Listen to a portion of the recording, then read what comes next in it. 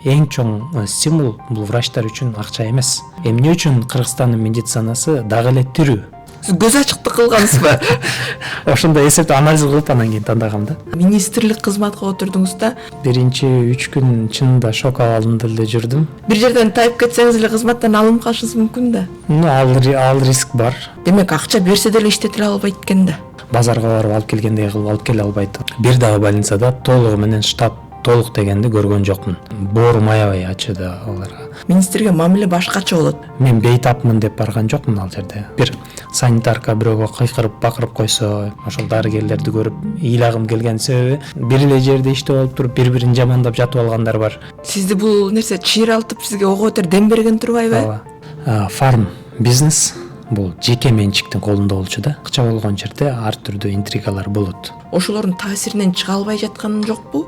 Анан дарыгерлер чынында азыр эч кандай защитасы жок. Тергөө абагында отургандардын баары сиз иштеген клиникага барып дарыланчу? Жарандык акылары бар. Арык бир киши одеял жабынып алып, кадамдарымдай сантиметрлик кадамдар да. Мен өзүм карайм деп. Ошол сөздү айтканда коллегам кайрадан өзүнө келип, эң чоң кыялым Кыргызстандагы бардык жарандар жеткиликтүү дарыланса.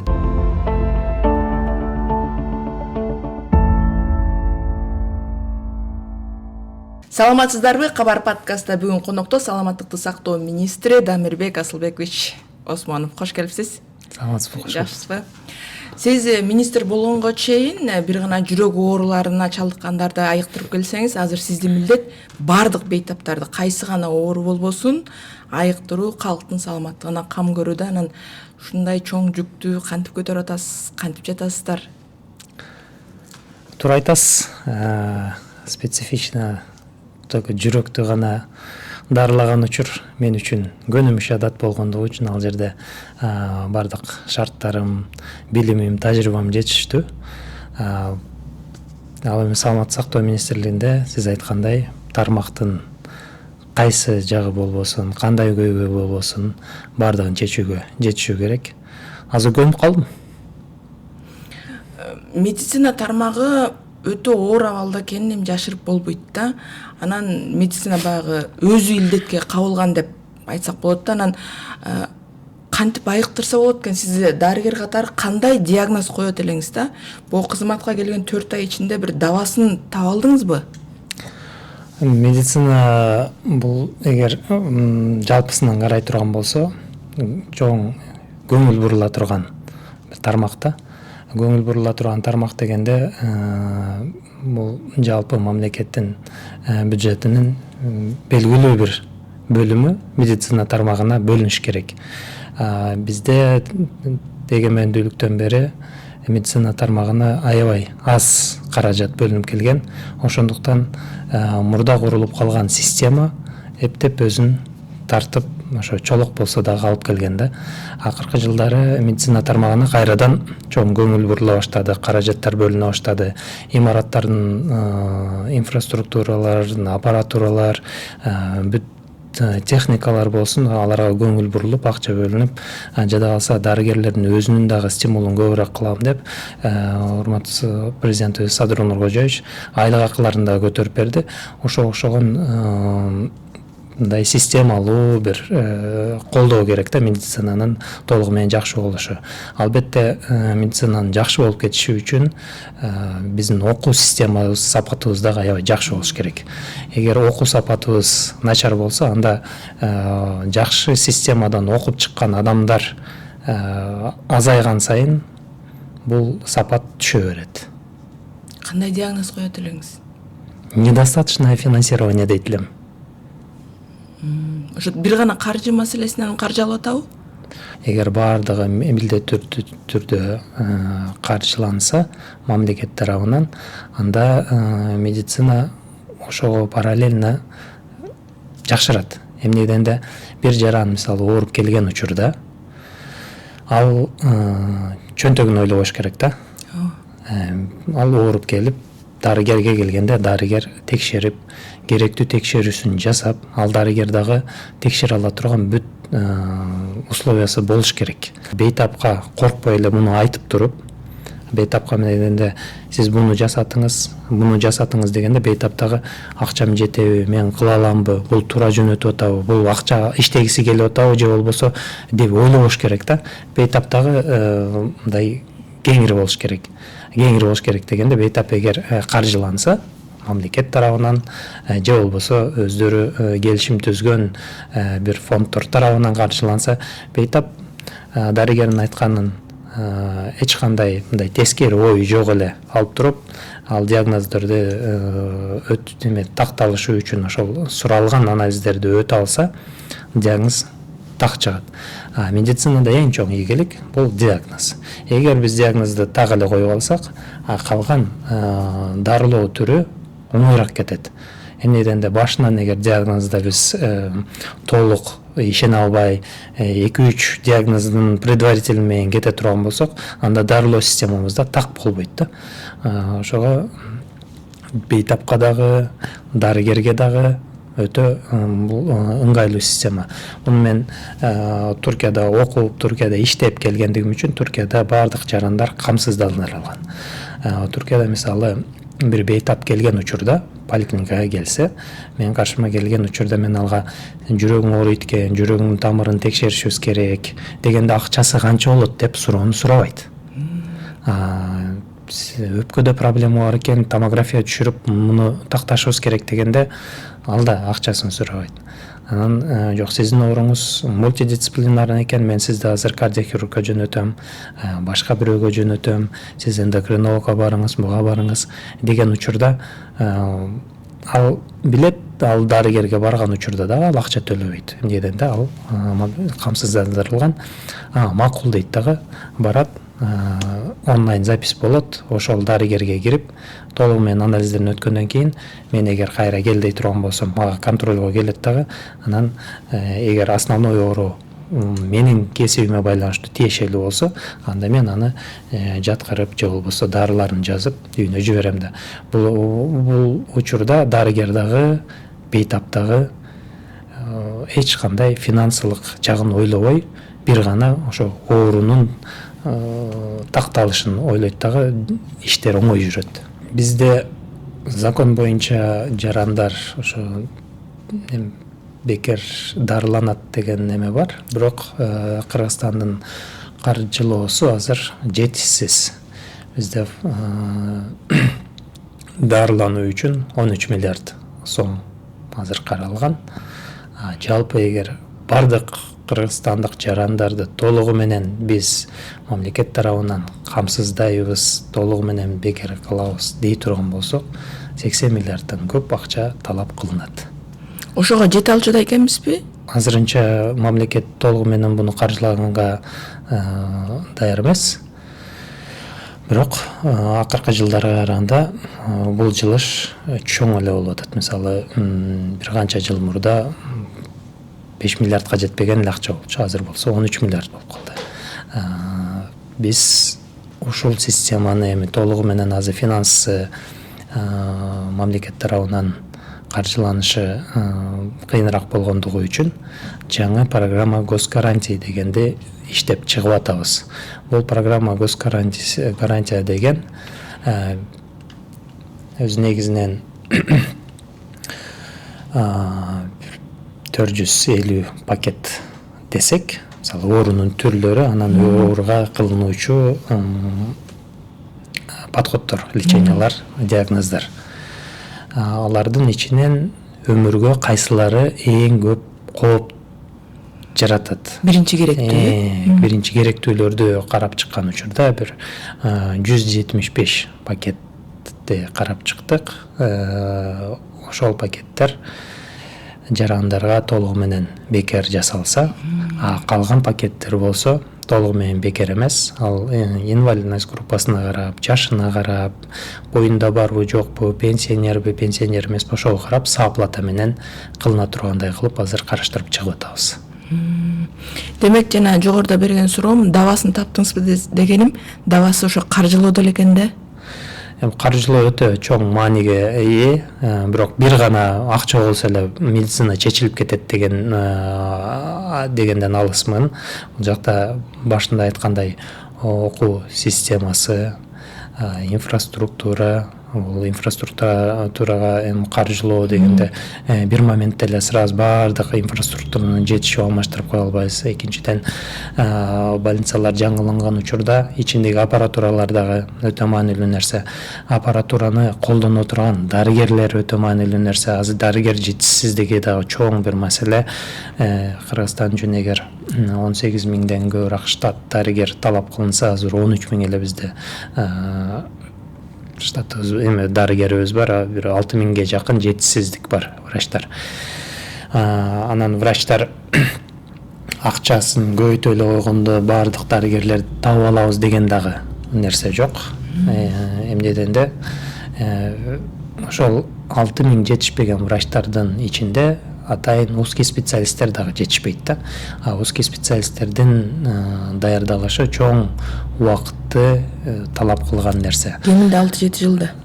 Эми жөн эле медицинаны өзүн бүтүрүш 6 жыл болуп, анан тажрыйба ординатураны бүтүрүш минимум 3 жыл болсо, 10 жылдан мурда бир узкий специалист даяр болуп чыкпайт да. Сиз каржы маселесинен да отпайсызбы? Бирок бир окуя болду жакында эле онкологияда 336 миллион сом бюджеттен бөлүп берсе, аны өздөштүрө албай кайра бюджетке кайтарышыптыр да. Жарым жыл жөнүнө кармалып отуруптур да.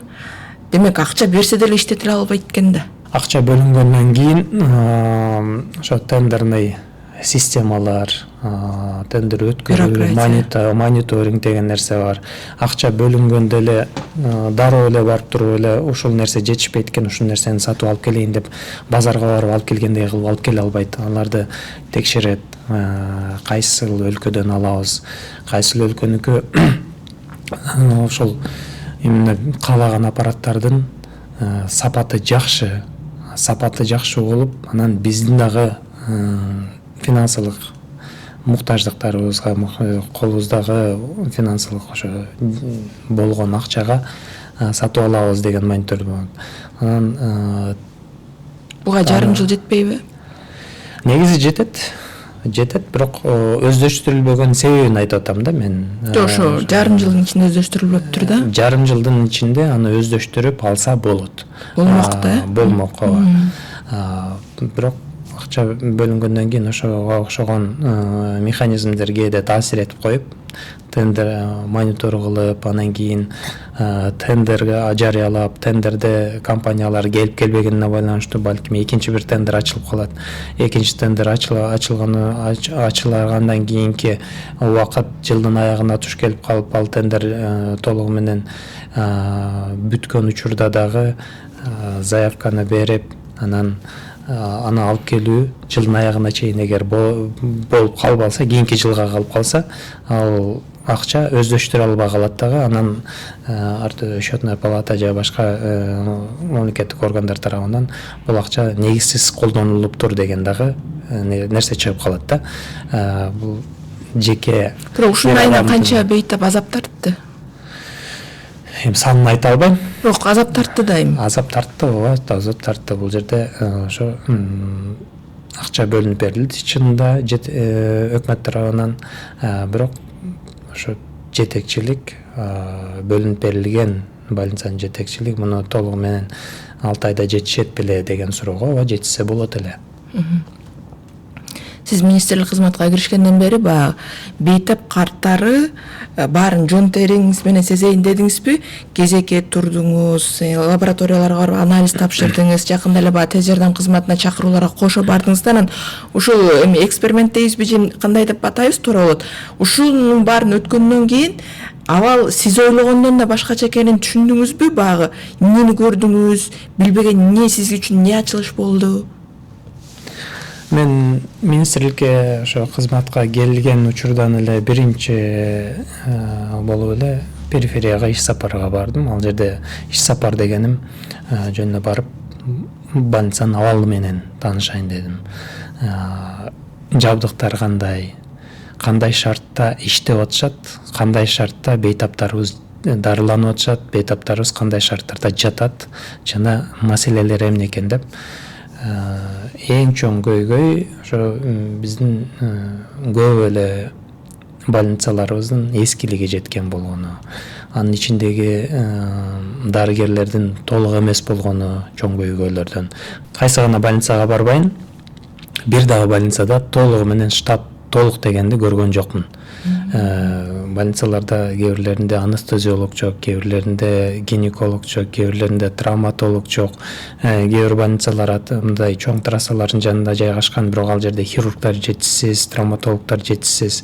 Кээ бир больницалар мындай населенный көбүрөөк жыш жайгашкан, эл жайгашкан жерлерде жайгашкан, ал жерде толугу менен анестезиологдун саны жетишсиз.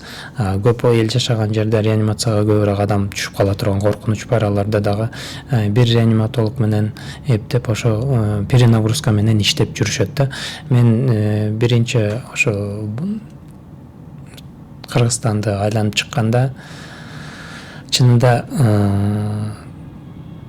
ошондой эски шарттарда, мындай жетишсиз шарттарда болгон күч аракетин колдонуп, өзүнүн штаттык расписаниясына карабай жалгыз бир реаниматолог жыл бою күнү түнү тейлеп атканын карап чындап боорум аябай ачыды аларга. Шартты көрүп аябай өзүмдү мындай жаман сездим. Анан ушундай шартта иштеп аткан медкызматкерлерге чындап таазимдедим да. Экинчи жагы дагы бар. Элдер бекеринен мындай жалып атса эте бербейт. Аларга дагы жеткиликтүү болбой гана учур болот, врач жетишсиз дейт, күттүк дейт, күттүрүп атат дейт, кээ бир анализдер үчүн башка жака жөнөтүп атышат дейт. Башка жака жөнөтүүнүн эң негизги себептеринен мурда мамлекеттик ооруканаларда лабораториялар жок болчу. Ошол себептен частныйларга жиберчү. Азыр көп эле больницаларда Кыргызстан булуң бурчунда бардыгында анализ алуу лабораториялар пайда болду. Ар бир больница лабораторияда анализдерин ала алат. Бирок больницанын көлөмүнө карап, больницанын жайгашкан жерине карап, лабораториялык анализдер эң керектүүлөр. Мисалы, общий анализ крови, боордун анализи, бөйрөктүн анализи, инфарктты көрсөткөн тропонин, жана кан коюлуп суюлуп кеткенинди көрсөткөн коагулограмма, булар көбүндө бар. Булар жасалат. Бирок бейтаптын ар бир бейтап өзгөчө да. Кээ бир бейтапка ошол больницанын ичиндеги реагенти жок болуп калган, же болбосо ошол больницада карала албай турган анализдер чыгып калат кээде.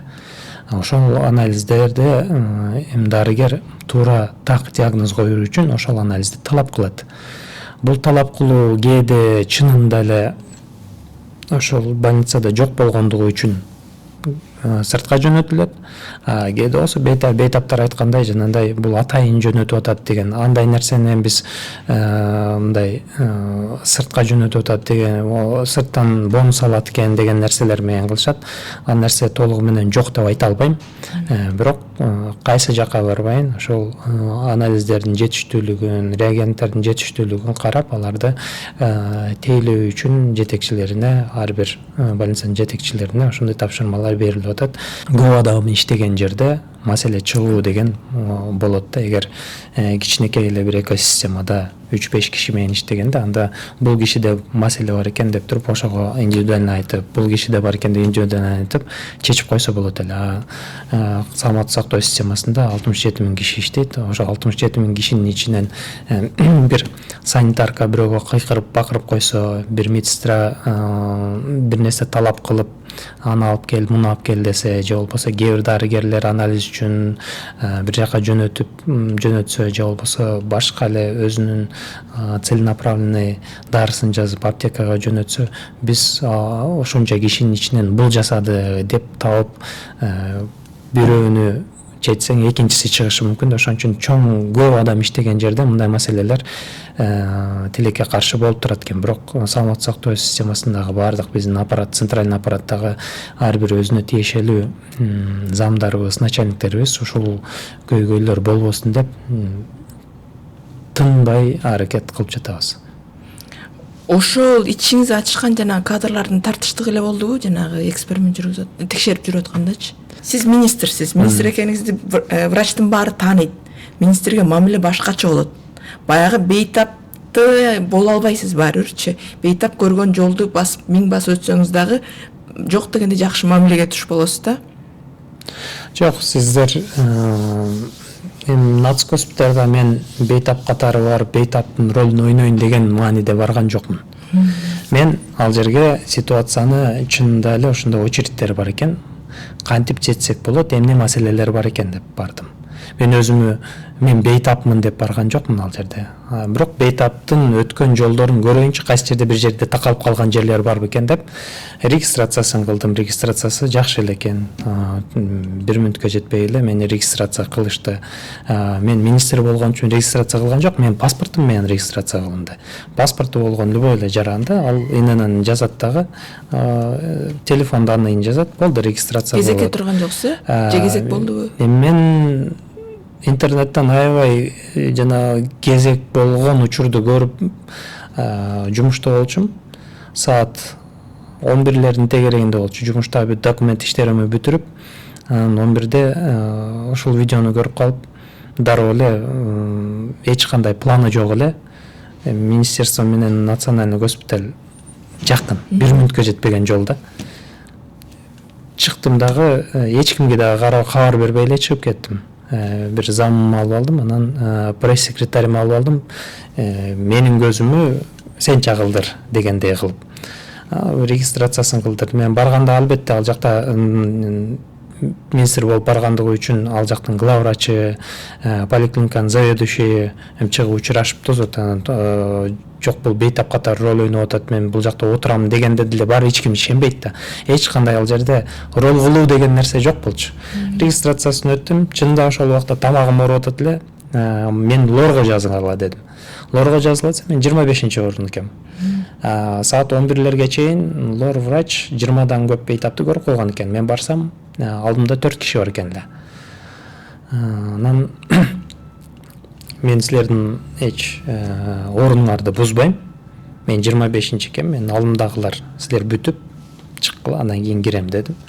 Ал убакта ошо жарым сааттай примерно эсептедим. Мен алдымдагы 4 кишини орточо эсеп менен 10 мүнөттүн тегерегинде көрсө 30 мүнөт 40 мүнөттөн кийин келишим керек экен деп, ал убакта мен поликлиниканын башка нерселери менен, жагдайлары менен таанышып турдум.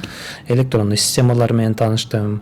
Атайын инвалидтер үчүн жана МСЭК жумушка мындай канчалык мүмкүнчүлүгү бар деген справкаларды алган жерлерин барып текшерип турдум. Мен 40 мүнөт ал жерде бейтаптар менен отурган жокмун.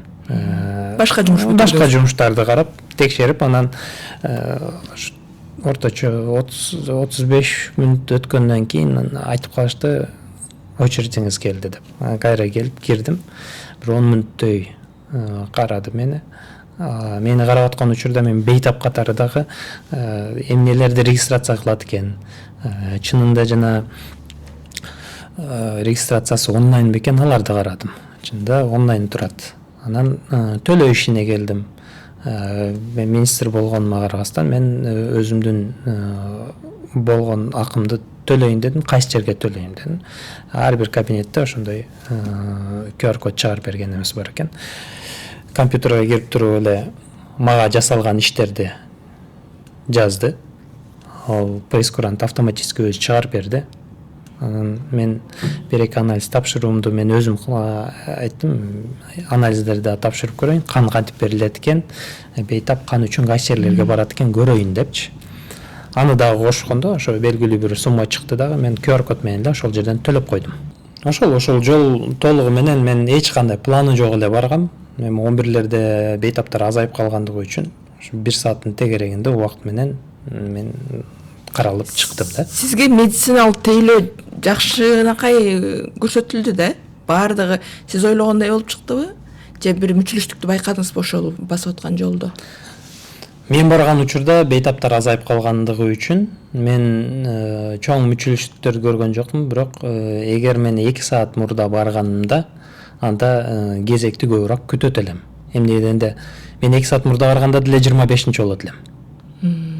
Эмнеден де бейтаптар көбү бул жака Кыргызстандын булуң бурчунан келгендиги үчүн анын келгенден кийин көрүнүп кетейин деген ой менен эртең менен дагы ошо көрүнүп калыш үчүн талонго жетишип калайын деп бир врачтын бир күндүк карай турган определенный бир количество сан эле болот да. Мисалы бир врач канча дары эме бейтап келсе деле бардыгын эле карай алат деп айта албайбыз.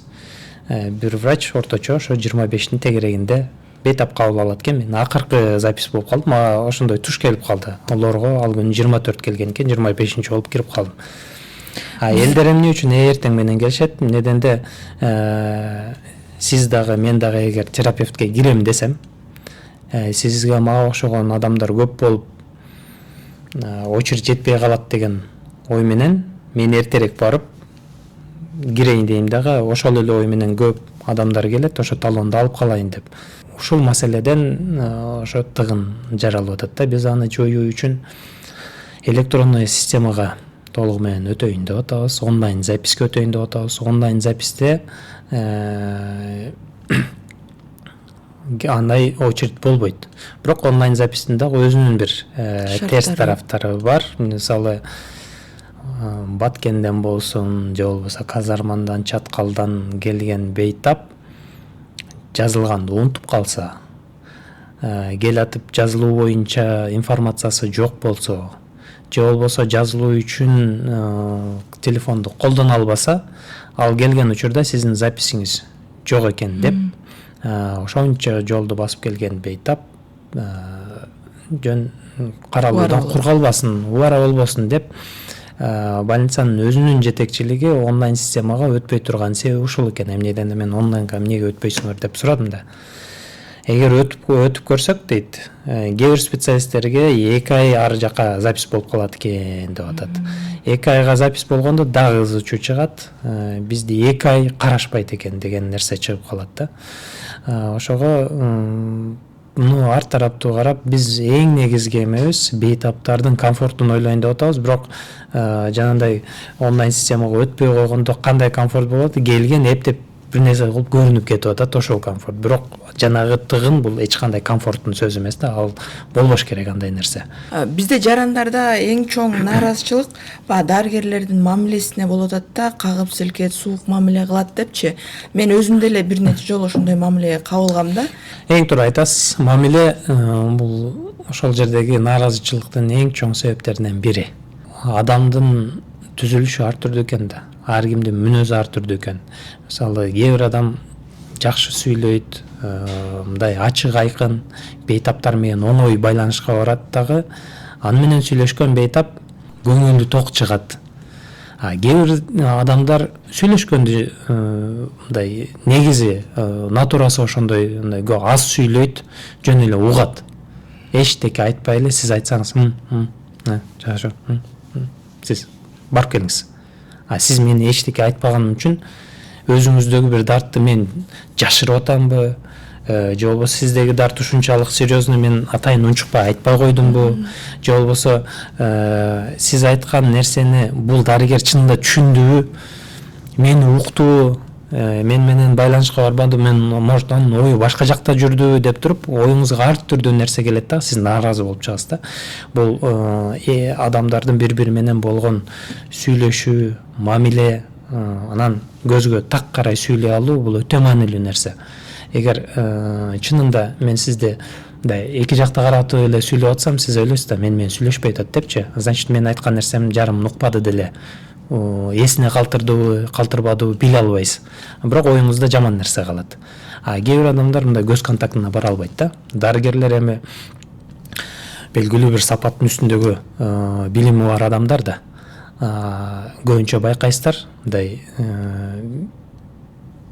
мектептерде деле жакшы окугандын бардыгы эле жакшы коммуникация кыла албайт да. Кээ бирлери көзгө карай албайт. Кээ бирлери мындай эки жакта карап туруп өтө гиперактивный болот. Ал сиз менен да сүйлөшө берет, жанындагы өзүнүн сотрудниги менен да сүйлөшө берет, телефон менен да сүйлөшө берет. Албетте бул болбош керек деген нерсе. Эмнеден де мен сиздин дартыңызды угуп атсам, сизге көңүл бурушум керек. Бирок кээ бир адамдар бар, телефонун дагы кылат, аны менен да сүйлөшөт, сизди да угат, эчтекесин мындай кемчилик кетилбейт, ишин так аткарат.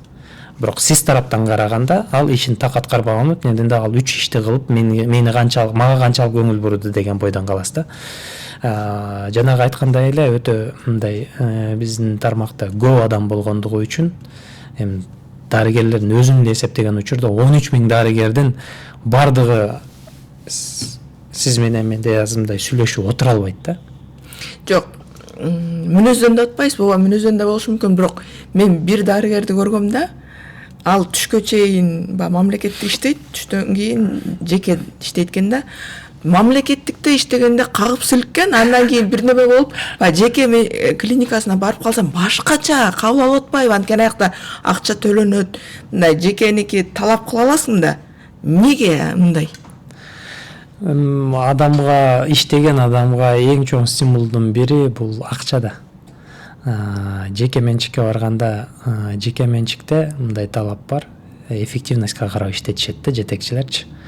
Эгер бир дарыгер кагып силке берсе, ага бейтап келбегендиги үчүн ал өзүнө бейтап тарта албайт. Демек больницага эффективности жок. Бизнестик көз караш.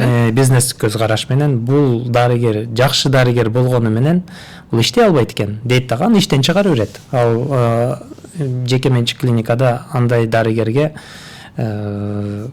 жетекчи 3 ай чыдашы мүмкүн, 6 ай чыдашы мүмкүн, акыры кетирет. Эмнеден да аны калтыра берсе, ал эффективно иштете албайт ал больницасына.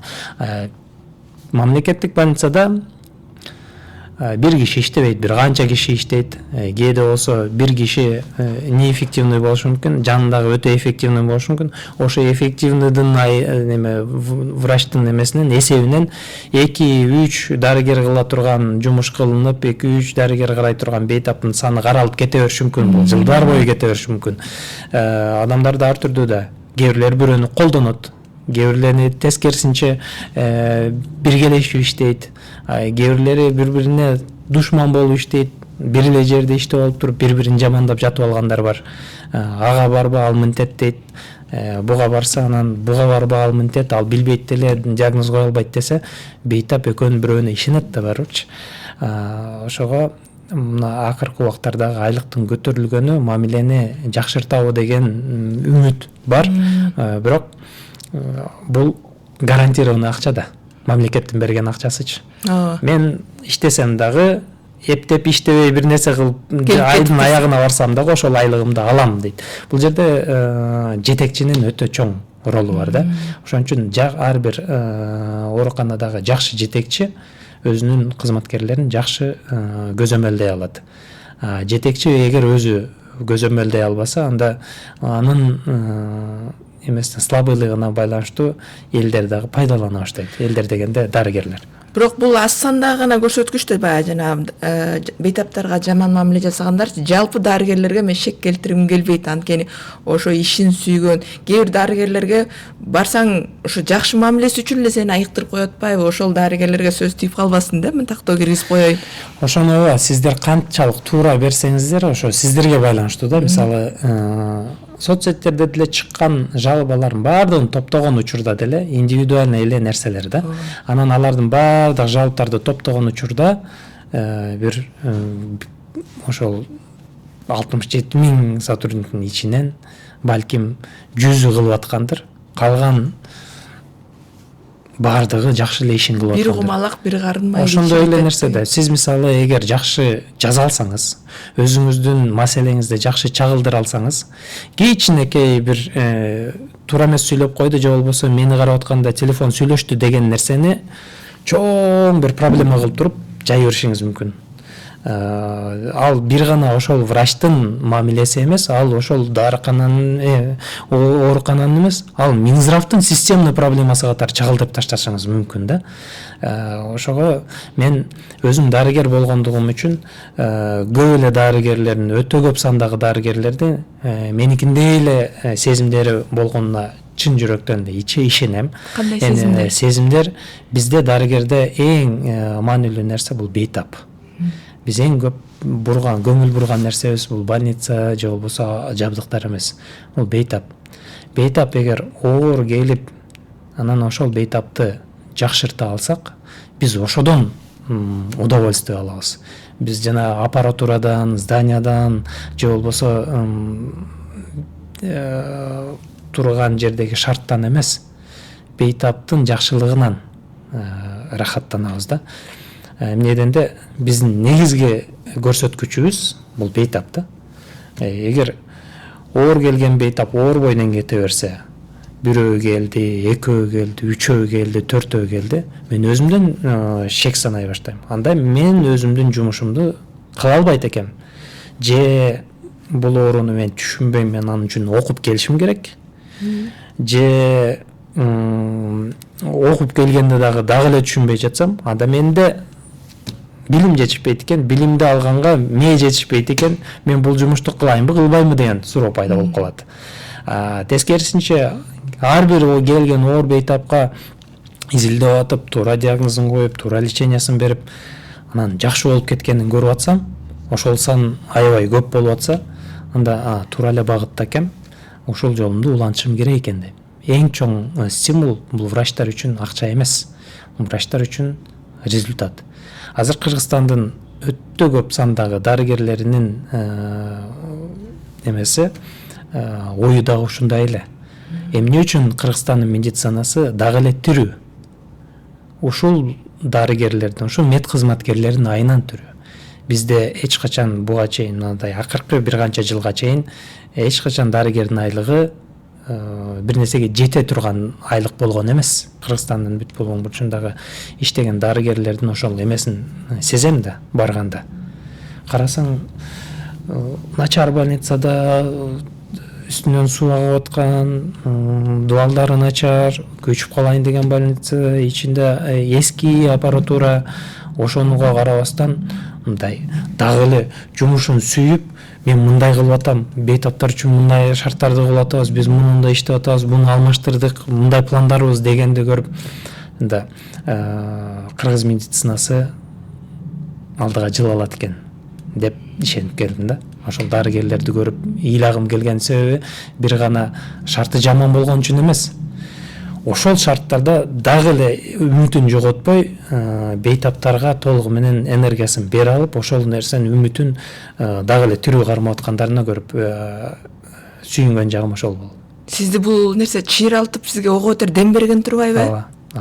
Демек, булардын шартын жакшырта алсак, демек булардын шарты жакшы болсо, окуусун обеспечить берсек, оборудованиясын караштырып берсек, турган жерин караштырып берсек, бул дарыгер демек системаны алдыга тартканга толугу менен даяр экен, дагы эле тартып келатыптыр. Ушулардын айынан аркага кетпей аткан экен деп калдым да. Ооба, сон баягы бүт тармакты изилдеп көрдүңүз да, кыргыз медицинасында азыр кайсы багыт дейсизби, мына аксы айтканда онкологиябы, гинекологиябы, травматологиябы кайсы багытында көйгөй көп экен? Багыттарга караганда мен алдыга чыккан багыттарды бир айтып берейин. Алдыга азыр акыркы 10-15 жылдан бери кардиология аябай жакшы алдыга жылып баратат. Ал жагынан диагностикасы дагы жакшыра баштады, региондордо эхокардиограммалар жасала башталды.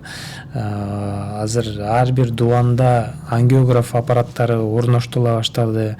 Курч инфарктка керектүү түрдө дарылоо системасы буюрса ушул жылдын ичинде ар бир областта пайда болот. Ага карабастан жүрөк кан тамыр оорулары биринчи орунда турат. Бизде көйгөйлүү нерселерден бири онкология. Онкологияны көбүнчө биз дартты убагында аныктай албай калып атабыз. Аныктай албай калганыбыздын эң негизги себептеринен бири бул онкология билдирбей, уже симптом бере баштаганда жок дегенде 3-чү стадия болуп калат да. Симптом бергиче биздин жарандар больницага барбайт. Бул бир гана бейтаптар үчүн айтпай атам. Дарыгерлер биз дагы өзүбүз дагы ошондой элебиз. Симптом беремейинче барып эмне кылам, көрүнөм деген понятие бар да. Бирок муну жакшыртуунун жолу ошо первичкада турат, поликлиникаларда турат. Ар бир жашаган жарандын өзүнүн тиркелген поликлиникасы бар. Ал поликлиникаларда жылына бир осмотр өтүп туруш керек. Ал осмотрда ошо негизги алына турган анализдер, текшериле турган рентген, электрокардиограмма, булар консультациялар жарандарыбызга жылда бир бекер өтсө болот ал. Бирок биздин жарандар поликлиникага көп барбайт дагы, ооруп калган учурда дароо больницага барат. Больницалардагы ызычуунун себеби, адам көптүгүнүн себеби, ансыз деле жетишсиз дарыгерибиз бар. Жетишсиз дарыгерге көп көлөмдө орууну берсең, жетишсиздик дагы көзгө көрүнө баштайт. Ошого эң аксаган нерсе биздин менталитетте дагы болуп атат да. Биз поликлиникага барып текшерилүү деген адатыбыз жок.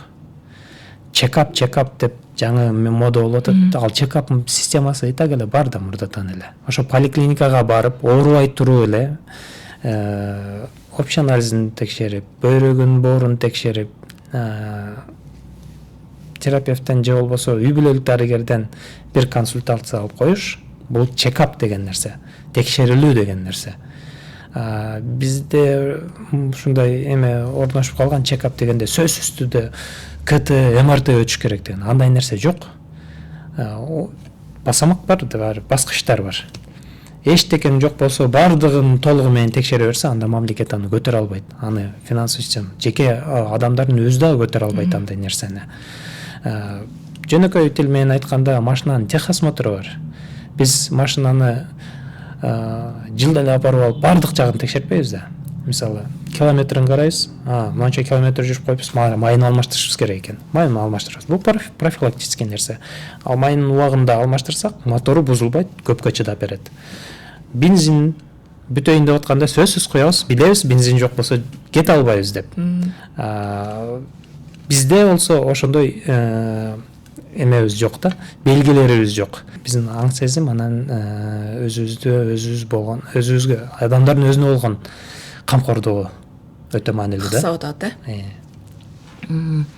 Жакында эле Нарында президент эл менен жолугушууда багы саламаттыкты сактоо тармагы боюнча да көйгөйлөр көтөрүлбөйт. Анан ошондо президент айтты да, Минкап төрагасына өзүнө тапшырдым. Азыр ошо сиз менен биргеликте чоң реформанын үстүндө иштеп жатат. Муну бир 4-5 жылда сезе баштайбыз деди. Ошо реформанын четин билсек болобу? Эмне реформа? Бул реформа системный нерсе. Бул бир эле багытта алып барылган нерсе эмес. Биз Адилбек Алешевич менен келгенден бери Бишкек шаарын айланып чыктык. Чүйдө бир канча больницаны көрүп чыктык. Ысык Көл областына бардык, Баткен областына бардык.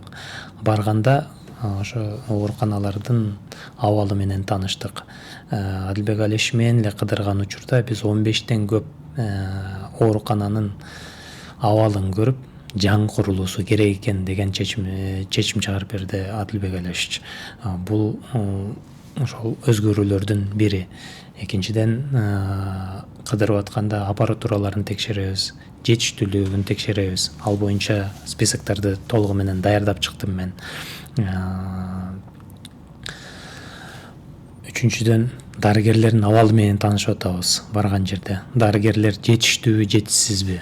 Ал менен таанышып атабыз. Жетишсиз дарыгерлер кимдер? Анан ошо дарыгерлерди жетишсиз болгон ооруканаларга тартуу жолдорун караштырып атабыз. Сырттан барган дарыгерлердин социалдык абалдары менен таанышып атабыз. Кайсы жерде калып атат, кайсы жерде жашап атат, шарттары кандай? Аны өз акчасы менен каржылап атабы же болбосо жергиликтүү бийлик жардам берип бир жер бөлүп бердиби? Бөлүп берген жердин абалы кандай? Ал бөлүп берген үйдө дарыгер чынында узак убакыт жашай алабы? Үй бүлөсү менен жашай алабы? Ошол шарттардын баардыгы менен таанышып атабыз.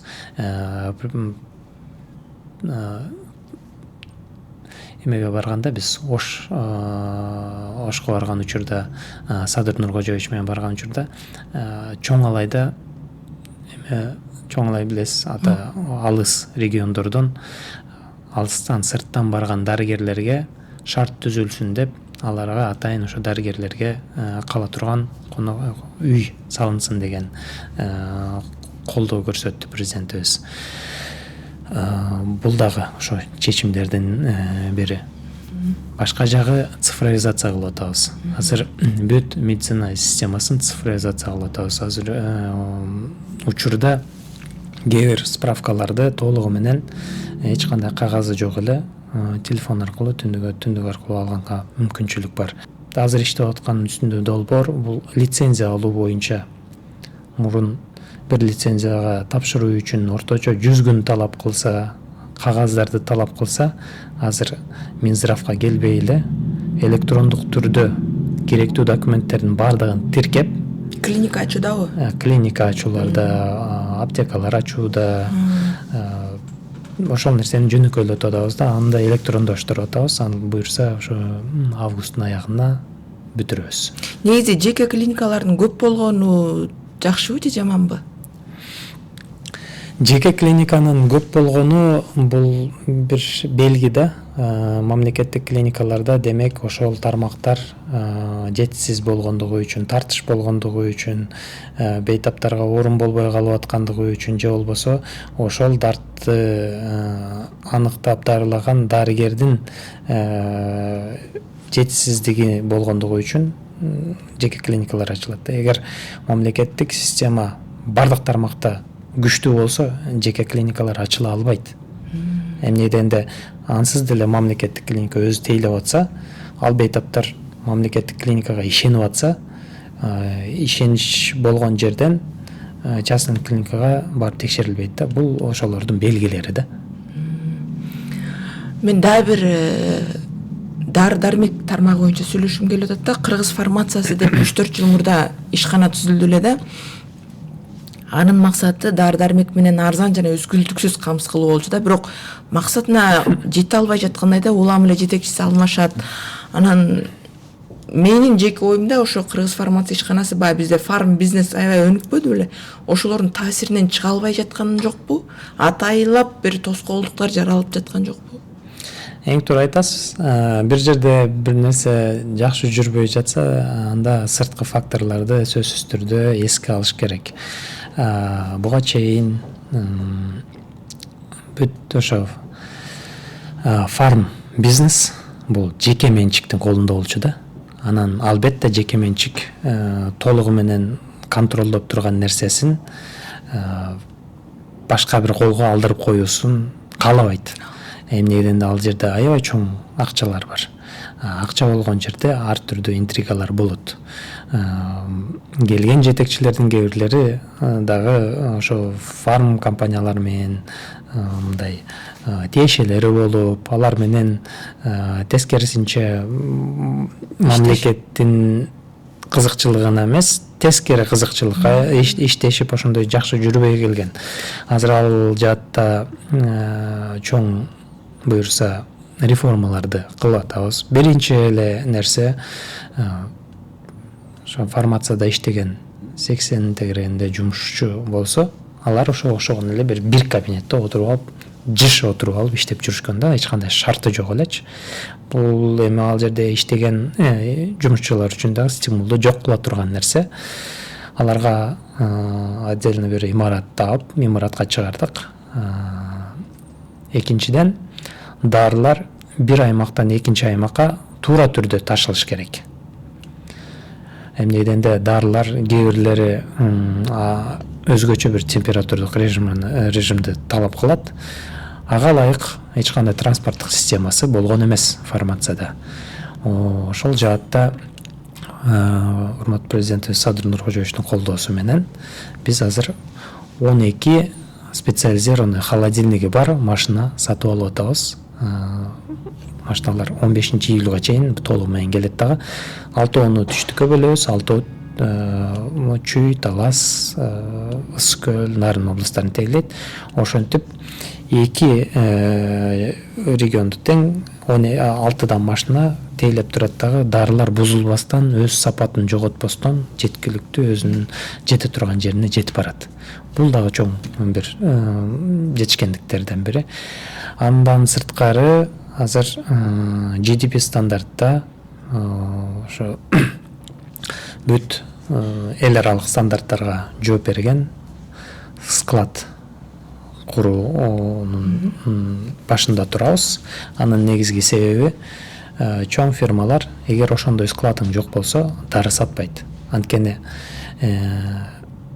чоң фирмалардын кызыкчылыгы бир гана акча дарыны сатып алып туруп эле акча табуу эмес, ошол акча табууну үзгүлтүксүз улантуу.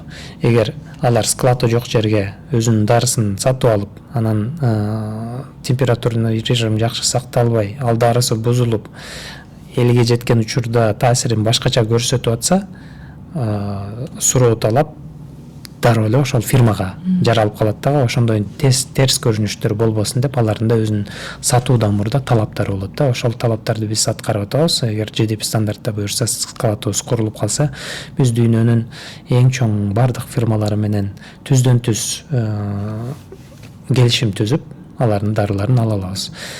Андан сырткары биз чоң фирмалар менен келишимдерди түзүп, сүйлөшүүлөрдү жүргүзүп атабыз. Мен жеке өзүм Женевада Pfizer фирмасы менен жолугуп, Pfizer фирмасы аябай чоң фирма. Аларга ошо Кыргызстан 57,5 миллион. Силердин кызыкчылыгыңар бир гана немеге эмес, элдин калктын санына эмес, ошо аз калктуу жерлерге дагы сатсаңар деп сүйлөшүүлөр жүргүздүк эле. Алар макулдугун беришти. Ар түрдүү дарыга количествосуна карабай арзандатылган баага сатканга биз Кыргызстанга даярбыз деп. Андан кийин Sanofi деген фирма менен жолуктум, французский фирма менен. Ал фирма дагы мурда 27 позицияда дары бизге берип жүргөн экен. Бизге бирок Индия, Пакистан, анан Кытайлардан дарылар кирип баштагандан кийин биз бул рынокто конкуренция кылбай эле коелу. Биздин сапатыбыз бар, бирок сапатыбызга жараша дагы баабыз бар. Биз булар менен конкуренция кыла албайбыз, чыгып кеткен эле да. Кайрадан алар менен сүйлөшүү жүргүзүп, бизге арзандатылган баада рынокко кирүүсүн сурадык эле, макул болушту. Рош фирмасы менен да ошондой эле келишимдер түзүлүп атат. Рош фирмасы менен мындай келишимге барылды. Бизге акча бөлүнгөн учурда дагы, эмге мисалы 2027 акчасы бөлүнгөн учурда дагы бир акча февралда бөлүнүп берилет да. Договорлорду биз августта баштайбыз. Ошо Рошко мындай талапты койдук. Биз силер менен договорду түзө берели. Бирок 27-жыл башталган учурда силер бизге дарыны бере бересиңер. Акчаны биз бюджеттен бөлүп берген учурда силерге берели десек, ага макул болуп атышат. Биздин негизги максатыбыз элге жеткиликтүү дарыны толугу менен камсыз кылуу жана анын дагы баасын көзөмөлдөө. Негизи азыр билбейм, маалыматым жок, бирок бир учурда аябай дары тартыштыгы болуп кеткен да. Азыр дары тартыштыгы жокпу? Азыр бул жыл болду. Тартыштыктын негизги себеби Кыргыз фармацияга акыркы заявка 2026-жылдын 15-январында түштү да. Бул заявканы биз июнда алып, августка чейин аны обработка кылып, августтун аягынан чоң фирмалар менен келишимди түзүп башташыбыз керек да өзү. Кийинки жылдын дефицитин жабуу үчүн. Кимден заявка ошондо? Эми заявка мындай болот, кагаз түрүндө болгондугу үчүн ооруканалардын жетекчилери заявканы берет. Фармацияга келгенде фармация текшерет, бул жерден бул заявка туура эмес берилиптир, кайра жөнөтүлөт, ошентип атып кагаз түрүндө болот. Ушул нерсе дагы жоюлсун деп биз аны автоматизацияга өткөзүп, цифровизация кылып атабыз. Бир оорукананын 1 жылдык талабын ошол оорукананын жетекчиси өзү жакшы анализ кылып, эсептеп чыгып бериш керек да. Кээде ашыкча берип алышат. Анан жылдын аягында колдонулбай калат.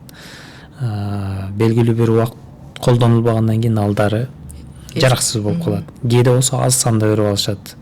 Ошол анализди жакшы кылган больницалар дефицити жок эле чыгып кетишет. Бирок бардык позицияларды эле биз толугу менен камсыз кылып атабыз дегенден дагы азырынча алысмын. Бирок биздин максатыбыз мына кийинки жылдарда ушул нерселерди, ушул катачылыктарды кылбай, ушул дефицитти жаратпай чыгып кетели деп атабыз. Жалпы фарм бизнеслердин көзөмөлүңөрдө мисалы үчүн жана жеке дарыканалардагы дарылар Ал көзөмөлдү департамент лекарственных средств и медизделий деген Минздравдын карамагында бир департамент бар. Ошол департаментте бүт Кыргызстанга келген дарылар регистрациядан өтөт. Ал департаментке регистрациядан өтүү буга чейин кагаз жолунда болгон. Электронная база данных деп бул тиркелүү системасын электрондоштурдук. Ал азыр 100% иштеп баштады.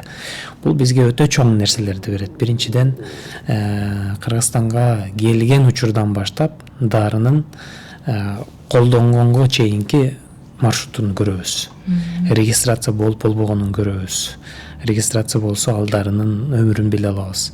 Анан ошол эле система аркылуу Кыргызстандын кайсы аймагында кайсы дары жетишсиздигин көрө алабыз, кайсы дары ашыкча экенин көрө алабыз. Бул коррупциянын алдын алуу үчүн өтө жакшы бир система.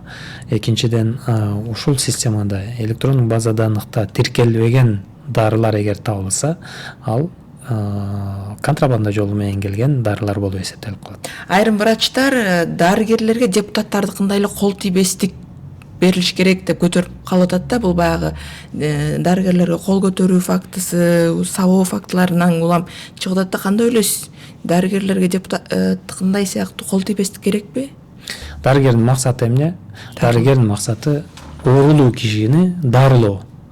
То есть ниет ооруп келген кишиге жардам берип, аны жакшы кылуу. Жакшы келген кишини жаман кылуу эмес. Ар түрдүү оорулар бар. Ар түрдүү адамдар бар. Ар түрдүү түшүнүктөр бар. Кээде дарыгер өтө оор абалдагы бейтапты жакшы кылып коюп чыгарган учурда дагы наразычылыктар көрүлүп калат. Кээде себебин түшүнбөйбүз. Эмне үчүн мага мындай карадың, эмне үчүн мындай сүйлөдүң, жана сиз айткандай мамиле жагына өтүп кетет. Результат жагын караганда алдар неме оорулуу толугу менен результат 100% жакшы болду. Бирок ортодогу киши мамилелерден кээде ошондой суроолор пайда болуп калат. Кээ бир кишилер эмне үчүн мени 3 кишилик палатага жаткызып койдуң? Неге 2 кишиликке жаткызбай атасың? 2 кишиликке сен өзүңдүн тааныштарыңды жаткызып атасың. Же болбосо 1 кишиликке сен оны жаткызып атасың? Деп өздөрүнүн оюндагы кээде чынында дарыгер ошентип жаткызып коюшу мүмкүн, жана айткандай 100дүн 1 болушу мүмкүн. Бирок кээде болсо ошол жалпы бир понятие болуп калат да, бул атайын кылып атат дегендей. Андай нерсе жок болсо дагы. Эми жана эме боюнча айтайын, дарыгерлерге жакшылык кылгандарга эмне үчүн кол салынсын деген нерсе бар да. Анан дарыгерлер чынында азыр эч кандай защитасы жок. Бирок акыркы эмеде президент Садыр Нуркожоевичтин колдоосу менен дарыгерлерге кол көтөргөндөргө жазалоо системасы киргизилди. Бул аябай чоң биз үчүн колдоо. Бардык өнүккөн өлкөлөрдө дарыгерлерге атайын страховка болот. Дарыгердин катасы үчүн страховка болот. Дарыгер адам канчалык жакшы кесипкөй болгондо дагы каршыдагы оорулуунун оорусу 100% анын билгениндей чыкпай калышы мүмкүн. Бир кишиде экинчи бир кошумча оору чыгышы мүмкүн, үчүнчү кошумча оору чыгышы мүмкүн, же болбосо бир оорунун осложнениясына кетиши мүмкүн. Аны 100% көзөмөлдөө дарыгердин колунда эмес. Дарыгердин колунда болбой калып осложнениялар болуп калат. Дарыгердин колунда болбой туруп кишинин экинчи оорусу пайда болот. Ал дарыгер ага кошуп берип койгон бир оору эмес. Анан ошол оорунун натыйжасында оорулушуулар, жоготуулар болуп калышы мүмкүн. Ушул нерселердин айынан бүт өнүккөн өлкөлөрдө дарыгерлерде страховка системасы бар. Ал страховканы мажбурий түрдө дарыгерлерге жасатышат. Мисалы бир дарыгер жылына ошончо акча төлөш ОМС сыяктуу эле ошол өзүн өзү страховка кылыш керек деген талаптар бар көп өлкөлөрдө, өнүккөн өлкөлөрдө. Ал себеби эмне? Жанагындай спорный моменттер чыгып калган учурда дарыгердин ошо страховкасына байланыштуу сот системалары жүрө берет дагы. Эгер жазалана турган болсо, акча жаза түрүнөн жазалана турган болсо, ошо страховкасынан төлөнүп берилсин деп. Эмнеден бир дарыгер кээде өтө мындай көп акчаны талап кылган леченияга болгон бейтаптар бар да. Ошол жолдон өткөндөр бар, операция болуп, башка диагноз, анан ар түрдүү жабдыктарга түшүү үчүн, мындай туура диагноз үчүн коротулган акча чоң сумма чыгышы мүмкүн. Акырында кокус дарыгер эгер күнөөлүү болуп калса, бир жеринде бир нерсесин жетишсиз кылып коюп, ал дарыгер өзүнүн чөнтөгүнөн төлөй албайт. Ошон үчүн застрахованный болот да, страховка төлөп берет да. Дамир Асылбекович, бир 2015 2016 жылдары парламентте ушул маселе көтөрүлгөндө бир депутаттар айттылы да, Кыргызстан эгемендүүлүк алгандан бери өз акчасына бир да оорукана салбаптыр депчи. Анан азыр эми ооруканалар салынып атат, улам четинен киргизип атпайбы, бирок ошонуга карабай авариялык абалда толтура деп атасыз сиз өзүңүз делечи. Анан дагы бир чоң долбоор катары бул Бишкектин ЧЧКсына медициналык шаарча да салынат дедиле да. Башталдыбы курулуш иштери? Жок, башталды элек. Ал медициналык шаарча так кайсы жерге салынышы азырынча караштырылып атат. Ага да көп жыл керек да. Бат эле салынып калбаса керек. Медициналык шаарча аябай чоң квадратурадагы бир имарат болот. Анын ичиндеги жабдыктары дагы аябай көп акчаны талап кылган жабдыктар болот. Анын тегерегинде структура, жолдору, суулары, канализациясы, бүт электр энергиясы дагы мындай туура жолдо тартылып барыш керек. Өтө чоң убакытты талап кылбайт. Азыр куруу иштери эгер финансовый болсо бат эле бүтүп атат. Так саны барбы? Мисалы үчүн өлкө боюнча канча оорукананы же болбосо поликлиниканын баарын кошкондо имараттын жаңыртыш керек деген?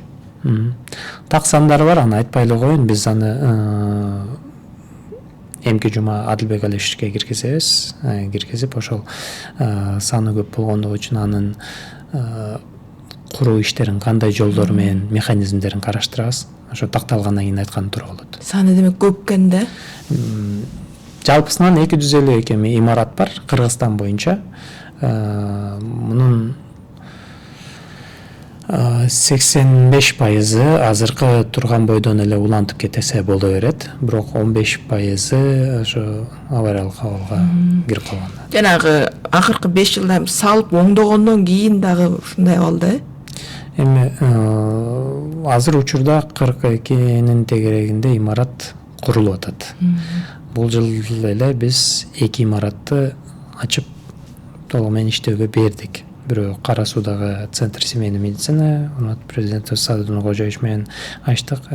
Кече жакында эле Нокенин сакалды бөлүмүн 30 киребеттик ошо бейтапканасын биздин төрагабыз Адылбек Алишевич менен ачып келдик. Сиз деле жогоруда учкай айттыңыз, жана Кыргызстанда жүрөк кан тамыр ооруларынан каза болгондордун саны боюнча 1-орунда туруп атат депчи Кыргызстанчы. Анан ошондон улам саламат жүрөк деген улуттук программа кабыл алынды деле президент тарабынан. Эмне болду? 1 жылдай болуп калдыбы, жарым жыл болуп калды ошол программа? Саламат жүрөк өзүнүн кызматын кылып атат. Саламат жүрөк боюнча жооптуу улуттук кардиология борбору ар бир периферияга чыгып конференцияларды кылып, мастер-класстарды кылып атат. Ошол эле саламат жүрөктүн эмесинен программасынын негизинде Балыкчы шаарында катетеризационный лаборатория ачылып, 1,5 айдын ичинде эле 80ден көп бейтапка операция жасалып, курч инфаркт менен келген 30дан көбүрөөк бейтапка экстренный стенттер коюлуп, бекер стенттер коюлуп, алардын өмүрүнө болгон кооптуу нерсе жеринде чечилди. Ошондой эле Нарын шаарында, Талаш шаарында лабораториялар азыр ремонт иштери жүрүп атат. Аппараттар уже сатылып алынды. Буюрса ушу жакынкы айларда алар дагы жумушка кирет. Кызыл Кыяда катетеризационный лаборатория ачылайын деп атат. Булардын баардыгы ачылган учурда 7 дубанды тең бизде ошо саламат жүрөк үчүн долбоордун мындай жакшы эмелери көзгө көрүнүп калат да. Акыркы 6 жылдын ичиндеги 6-чы министр экенсиз да.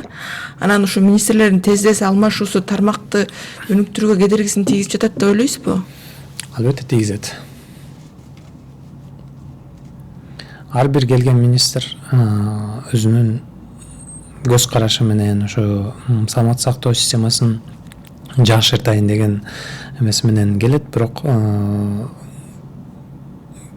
кээде кыла турган реформалары өтө узун жылдарды талап кылып калат. Кээде ал реформалар ошол убакыттын актуальный вопросуна туура келбей калат. Негизи системалык түрдө өзгөрүү нерселерине бир аз убакыт керек албетте. Сиз 10 жыл мурда жеке клиниканы негиздедиңиз, өзүңүз негиздөөчүлөрдүн катарында болдуңуз да, иштедиңиз, башкардыңыз.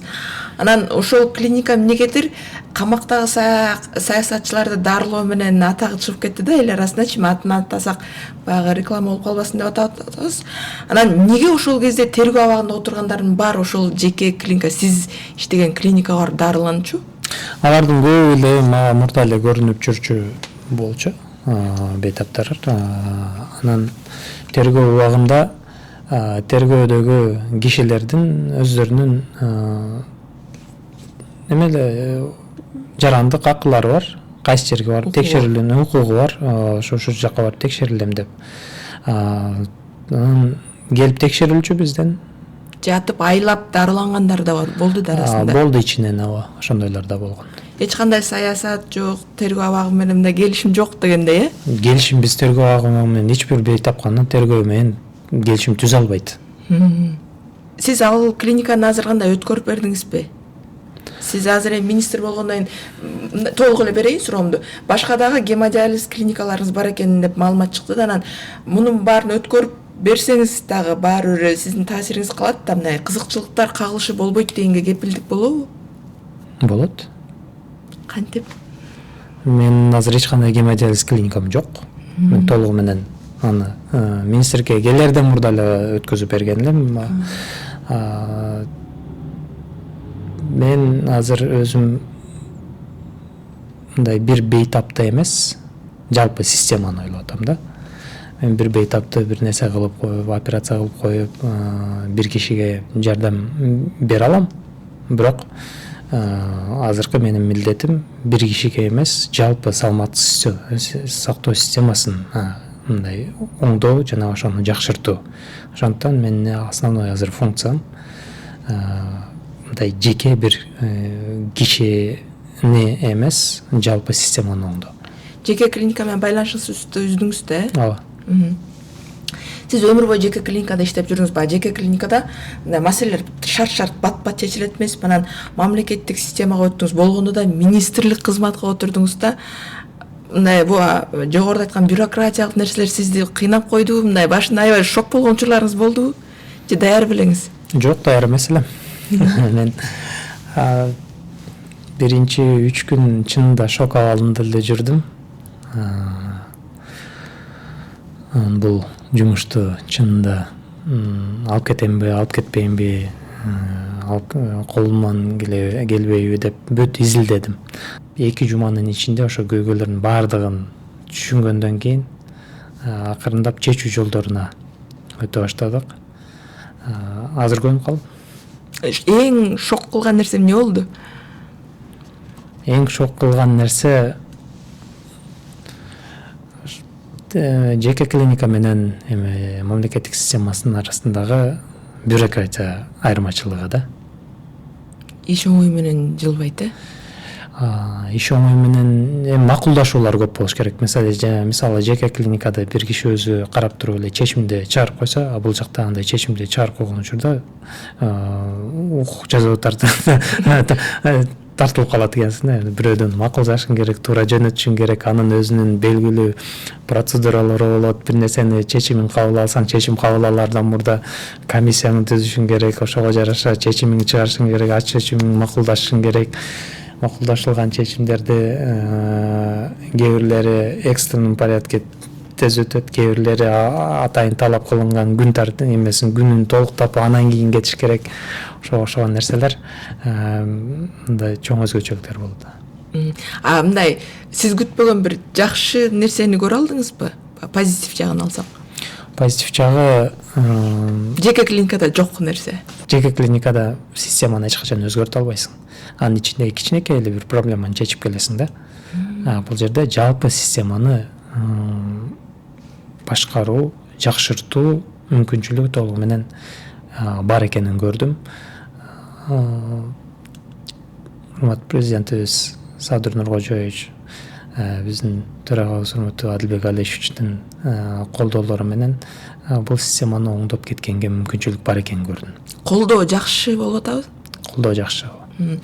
Жеке клиникада саат менен иштейсиз, акчаны да жакшы аласыз, кенен кесир жүрчүсүз да, анан азыр бул жагы тетирден тескери болуп атат да. Эмнеге макул болдум экен деп атасызбы? Жок, азыр андай эмнеге макул болдум экен дебейм. Эмнеден бул ишке мен макул болуп келдим. Макул болуп келгенден кийин бул ишти мен толугу менен аткарышым керек. Эмнеден мен өзүмө дагы койгон талабым бар. Жоопкерчиликти алгандан кийин результат көрсөтүш керек деп. Өзү ошого окшогон мындай челлендж деп коет го. Челленджди жакшы көрөм да. Адреналинби бул? Ооба. Мисалы, оор бир окууга өтсөң, ал окууну бүткөнгө чейин ошол адреналин толугу аткарышың керек. Ал окууну бүтүрүп диплом алгандан кийин бир маселени чечтиң. Андан кийин жакшы бир кесип тандап, ал кесипке өтүшүң керек. Ага экзаменге даярданышың керек, өтөсүң. Аны өтүп алгандан кийин бир маселени чечесиң, бирок ошол жерде иштеп кетүү, ал жерде иш тартиби аябай оор болгон жерлерде иштедим мен. Аябай бейтап келген жерде иштедим. Мындай көлөмү менен караганда Кыргызстанда андай больница жок. Кыргызстанда андай көлөмдө бейтап эч качан келбейт бир ооруканага. Бир күндө эле биз приемный покойдо 2 дежурный врач, 200 скорый менен келген жүрөк ооруларын кабыл алчубуз да. Ошондой объемдо иштеп келдим. Аны ординатураны бүтүрүү үчүн 5 жыл. Ошол оорчулуктардын бардыгын анын тапшырманы кылыш керек, сабагын окушуң керек, келген бейтаптар толугу менен сенде жоопкерчилиги, аны кылышың керек, алардын анализдерин текшеришиң керек, керектүү специалисттер менен консультацияны кылышың керек, туура дарыны беришиң керек жана туура убакта туура анализге, туура операцияга жөнөтүшүң керек. Анан келгенден кийин аны чыгарып үйүнө туура дарылар менен чыгарып коюшуң керек да, кийинки кеп кеңешиңди беришиң керек.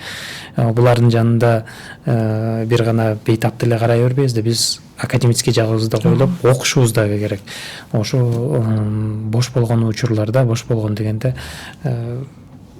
сменада эле эгер бейтап келбей аткан учурда болсо, ошо китептерди окуп, аябай мондай 5 килограммдык китептерди окуп, гайдлайндар бар, биздин рекомендациялар жылда өзгөрүп турат, алар менен тең жарыш окуп, бир гана окуп эмес, көргөн бейтаптарды анализ кылып чыгып, международный журналдарга жазып, илимий жагыбызды дагы келиштиребиз. Ошолордун баардыгын кылган сайын адреналин бүтүрдүк.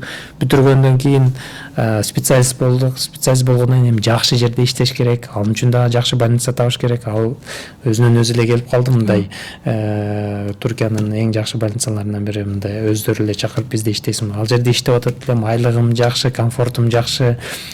Кызым сонун садикке барат. Жубайым болсо, ал убакта ошо магистратураны окуп атат эле. Магистратурасын бүтүрүп, жаңы бир жакшынакай жумушка кирейин деп атканда, Казакстандан чакырып калышты. Бул жака келип иштейсиңби, жетекчи болуп иштейсиң, ошо кардиологияны жетектеп бересиңби деп. Ойлондук, бир ойлондук, 2 айда анан ойлонуп туруп, Казакстанга барсак, Кыргызстанга жакыныраак болот, менталитети окшош. Кыргызстандагы барып иштей алабызбы, текшере алабыз деп макул болуп Казакстанга келип, жаңы бир челлендж башталды. Ал жакта 3 жыл иштедим, 3 жылда аябай жакшы жыйынтык болду. Мен европейский системадан советский системага түшүп, иштей аламбы деген нерсесин жообун да алдым да, 3 жылдагы аябай жакшы көрсөткүчтөр болду. Анан 3 жыл иштегенден кийин Бишкектен жаңы бир чакырык болду. Жок эле бир нерсени, жок больницаны куруп иштетесиңби деп. Иштетем деп, ал жака бир челленджге, бул жака келгениме 10 жыл болуп калды. Жакында эле айтып атат элем өзүмө, досторума, полностью азыр комфорттомун. Жакшы больница иштеп атат. Аты угулду. Бүт кылган иштерибиз уже өзүнүн сааттай болуп иштеп атат. Мен 10 жылдын ичинде канчалаган шакирттерим окуп чыгып специалист болуп чыгышты. Алар мен кылган операцияларды кыла башташты. Мен колум узара баштады. Жаш 40-тан өтүп калды. Ойлодум анан. Бир же эки жолу өмүрүмдө азыр ушундай чоң челленджге киргенге убакыт келиптир депчи. Ошентип акыркы бир 5-6 айдан бери ошентип ойлоп жүрөт элем да. Эмне кылыш керек? Чоң бир инвесторлор менен өтө чоң больница курсакпы? Чоң бул больница кичинекей болуп калды. Чоңураак жоопкерчиликке барып ошо чоң жерди башкарып, чоң тармакты башкарып, ошол жака өтсөкпү деп инвесторлор менен сүйлөшүп уже жүрөт элек да. Деп аткан жерден эле башка жагынан челлендж келди. Мен негизи министрликке барып иштейм деген оюм деле жок болчу. Бирок өтө чоң челленджге киришим керек деген оюм бар болчу. Дегенде азыр бир жолу же өмүрүмдө 2 жолу ошондой чоң нерсеге азыр энергиям жетет, акылым жетет, тажрыйбам жетет. Ошону кылсам азыр кылып калышым керек деп калдым да. Комфорт жизньде жашап жүрө берген дагы өзүнчө бир чечим болчу, бирок ал жак мага жакпай баштады. Мен комфортто жүрө берсе адам регресс болот да. Прогресс боло албай калат уже. Кайсы убакта комфорт башталган учурда уже адам чөгө баштайт. Ал кыска убакта белгилүү болбойт. Ал узун убакта. Эмнеден комфортто өзүмү жаңылаганда, жаңылаганымда, эмне так бул жерде комфортто жүрөм деп туруп, жеңил жагына кача баштайм да. Жалкоолук адамга эң көп жаккан нерселерден бири. Ошол нерсе азыр жалкоолук жагы бул жака калды дагы эң чоң өмүрүмдөгү жоопкерчиликтерден бирин алдым да. Ошондо жанагы улам бир кыйынчылыктарды тандап турбайсызбы? Эң чоң кыйынчылык азыркы болсо керек, Эми азырынча ооба. Бул да багы эң чоң кыялыңыз ошондо ушул реформанын өтөөсүнө жеткирүү да? Бул кыргыз медицинасын саздан алып чыгуубу? Ооба. Мен эң чоң кыялым Кыргызстандагы бардык жарандар жеткиликтүү дарыланса, жеткиликтүү текшериле алса, жеткиликтүү өздөрүнүн организми талап кылган нерселерди жакшыруу үчүн толугу менен жооп берсе. Анан международный аренада Кыргызстан саламаттык сактоо системасы өнүккөн бир саламаттык сактоо системасын каалайт элем. Сырттагы жок дегенде Центральный Азиядан бейтаптар Кыргызстандын медицинасы азыр аябай жакшы деп туруп бул жака потокту кылууну каалайт элем. Биздикилер сыртка эмес, сырттагылар бизге келип, анан биздин окуу системабыз аябай жакшы болуп, атайын бизге келип окуп кетип, өздөрүнүн өлкөлөрүнө барып кызмат кылуусун каалайт элем, ошо башка жарандардынчы. Ушул кыялыңызды ишке ашырууга канча убакыт керек деп ойлойсуз? Бунун үчүн мисалы башка жарандардын келип окуп кетип ал жакта иштеши бул көп жылдарды талап кылат. Сырттагы өлкөлөрдүн бизге багытталышы ал дагы жок дегенде бир 3-5 жылды талап кылат. Неденде азыр учурда эң жакшы болуп калсак деле сырт жак биринчи байкоо жүргүзөт. Чынында ошондой же жөн эле айтылып атабы. Мониторинг кылат, анан сарафан радиону бири-биринен угат, бирөө экөө келип барганда алар кээде туура эмес мамилеге эле дуушар болуп калыптыр, барбай эле кой деп койсо, бул жаман реклама кетет. Ошо туура аткарылып, туура өткөрүлүп берилсе, ошо бул дагы жок дегенде бир 3-5 жылда талап кылган нерсе да. 4 жыл мурда берген бир маектериңизде эмнеге Кыргызстанга келбей жүрдүңүз, именно мамлекеттик системага эмнеге иштегиңиз келбейт десе, сиз мынтип айттырсыз да, Кыргызстан туруктуу эмес өлкө. Европадагыдай шарт жок, дарыгерлер ортосунда көрө албастык бар, бут тоосулар жасалып турат деп, бул сиздин сөзмө сөз алган цитатаңыз да. Азыр ал оюңузда өзгөрдүбү? Биз туруктуу эмес өлкөдөн туруктуу өлкөгө баратабыз азыр. Мунун эң чоң далилдеринен бири ВВПбыз да көтөрүлүп атат. Ал дагы жакшы. Анан инфраструктураларыбыз жакшырып атат. Бул дагы ошол эми жакшы нерселерден. Инвесторлор, чоң инвесторлор келип баштап атат. Бул дагы сырткы сферада биздин уже туруктуулугубузду бир аз көрсөткүчтөрдөн бири. Анан эң негизгиси мамлекет башчыбыз ушул багытта аябай чоң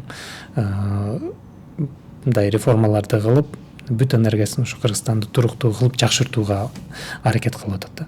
Жана дарыгерлердин көрө албастыгы, бут тосууларчы? Бут тосуулар, көрө албастык, ал система бул дароо эле кетип калбайт. Бар дагы эле. Эми бут тосуу дегенде мага эле бут тосуу эмес, бири-бирлеринин арасында атаандаштык, көрө албастык нерсе, ал пока жоюла элек. Дагы деле бар? Бар. Ага жоюлушка көп бар го, Ала, өзгөртү, ал менталитетке байланыштуу нерсе, ал эми мындай оңой менен жоюлуп кетпейт, анан кыска убакытта эле жок болуп кетпейт да. Мен эсептеп көрдүм да, атайынчы өлкө эгемен алгандан бери сиз 17-чи министр экенсиз, саламат сактоо министри. Анан эң жашы сиз экенсиз да. Ушундай куракта мекемени жетектеп жатасыз, анан реформаларды, баштаган реформаларды аягына чыга алам деген ишеним барбы өзүңүздө? Бир жерден тайып кетсеңиз эле кызматтан алынып калышыңыз мүмкүн да. Ал риск бар. Чоң система болгондугу үчүн анан ар бир жарандын, ар бир кызматкердин кылган иштери же болбосо ал жердеги резонанс түздөн түз министрге таасир этет. Ошондуктан мен бул кызматта туруктуумун, бул кызматта узун убакыт эч кандай тоскоолдуксуз иштейм деп айта албайм. Бирок системаны өзгөрткөнгө колумдан келе турганына ишенем. Сон эмнеге врачтык кесипти, эмнеге анын ичинде кардиологду тандадыңыз?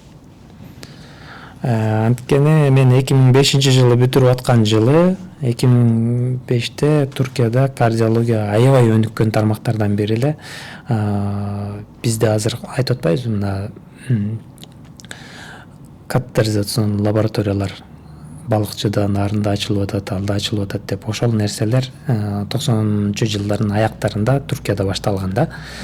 2000-чи жылдардын баштарында ушинтип чоң шаарларда жакшы жабдыктар келип, мини инвазивный операциялар башталып, көп кишилер аябай андан пайда көрүшкөн, мындай ден соолугу жагынан. Анан ошол жылдары рекомендациялар алмашкан. Европада, Америкада курч инфарктта тамыр аркылуу барып туруп тыгылган тамырларды ачып койсо, адамдын жашоосу узарат деп. Статистика менен аябай чоң өзгөрүүлөр болгон. Стенд койгонго чейин курч инфаркттан 20-25% чейин өлүп аткан адамдар стенд койгондон кийин 5%-дын астына түшүп калган да, өтө чоң өзгөчөлүктөр. Бун үчүн, мындай инфраструктура үчүн биринчиден ошол кесипти билген, ошол аппараттарды колдоно алган дарыгер керек. Ошол аппараттар коюлган инфраструктура керек, ошол жабдыктар алган финансы керек. 2000-чи жылдары Кыргызстанда абал кардиология жаатында модерндөштүрүлгөн кардиология жаатында кыйла артта болчу да. Аны ойлодум мен, азыр бул биякта популярный, өнүгүп атат. Жакшы мекемелер бар, жакшы окуу жайлары, жакшы больницалар бар. Эгер азыр мен болсом, мен кардиолог болушума да 5 жыл бар. Ал кесибиме мындай тастыктап, жакшы колум өзүм мындай жакшы бир специалист болушума дагы кошумча 5 жыл болсо, минимум 10 жыл. Жакшы специалист болуп иштеп, жакшы жерде өзүм атымы угуза алышым үчүн жок дегенде дагы бир 5 жыл керек болот, бир 15 жыл болот. 2020 жылдардан кийин, примерно 20 жылдан кийин Кыргызстанда все-таки финансы пайда болуп, бул структура өзгөрүп калат деп, ошон үчүн тандагам. Сиз көз ачыктык кылгансызбы? Ошондой эсеп анализ кылып анан кийин тандагам да. Анализиңиз туура келип атыптыр. Анализим азыркы абалга аябай туура келип атат. Жылдары менен да туура келип атат. Планыңыз аябай болуптур да, ооба. Демек ушул акылыңызды эми баягы системага колдонуңуз. Албетте колдонобуз. Ушул врачтык ишмердүүлүгүңүздө бир бейтаптын өмүрүн сактап калууга байланыштуу бир жүрөгүңүздө калган, өмүр бою эсиңизде калган бир окуя болду беле? Негизи көп эле окуялар болгон. Бир эки үчөөнү айтып берсеңиз. Күлкүнчтүү бул мурда уже айтып бергем. Айта электериң болсо. Журналист эми айта элек эң дериндегенде ошолор эле эске келет да. айта Сиз суроону эң деп берип атпайсыз. Кече дагы журналисттерге айттым эле. Биз приемныйда иштегенде ошо өтө оор абалдагы бейтаптарды алып келишчү да. Бир бейтапты алып келди, жүрөгү токтоп калган. Скорый алып келди, биз атайын бөлмөгө алып, мен массаждарын баштап, ошо керектүү дары-дармектерди берип берген биринчи жардамы менен бир 2 мүнөттөн кийин бейтап көзүн ачты да. Анан жүрөгү да сого баштады. Көзүн ачканда мен бетинен чапкылап өзүнө келсин деп эметсем көзүн ачып мындай потолокту карай баштады. Анан карап келип туруп мени карады. Мен формам ал убакта аппак форма болчу, ошо сиздики меникиндей эле. Кандайсыз беке, жакшысызбы? Баары жакшы, эч кандай эме коркпоңуз. Көзөмөлдө деп койдум эле, унчукпады мага. Кетти, реанимацияга бердик. Операциясын болду, өзүнө келди, жакшынакай болуп больницадан чыгып кетип атканда айтты да. Мен биринчи көзүмү ачканда аркы дүйнөдө жүрөм деп ойлодум дейт. Анда карасам жаныма ошо узкоглазый эме периште келип сүйлөп атыптыр деп. Мени ошондой дептир да. Алдында аркы дүйнөдөмүн деп ойлоптур. Мындай күлкүнчтүү эмелерден бири эле. Дарыгерлер жагынан айтып көрсөм, мисалы бир жолу биз өтө оор дежурстводо туруп калдык бир коллегам менен. 150дөн көп скорый келди. Барын карадык. Эртең менен саат 4кө жакындап калды.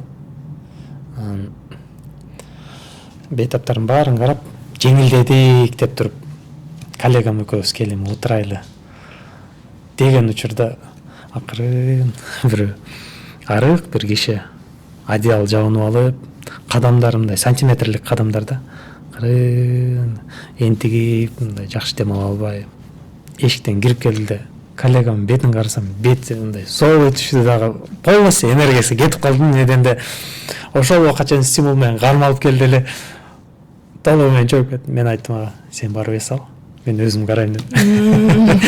Ошол сөздү айтканда коллегам кайрадан өзүнө келип, чынында мени мындай абалыман карап туруп сезип койдум деди. Мышцада уже күч калбай калды эле дейт. Сен барып эс ал, мен муну өзүм карап коеюн деп жырган бойдон кетти эле. Ушундай эмелердин, кесиптештердин арасында дагы коллаборация, бири-бири менен туура түшүнүп иштөө да өтө маанилүү нерсе да.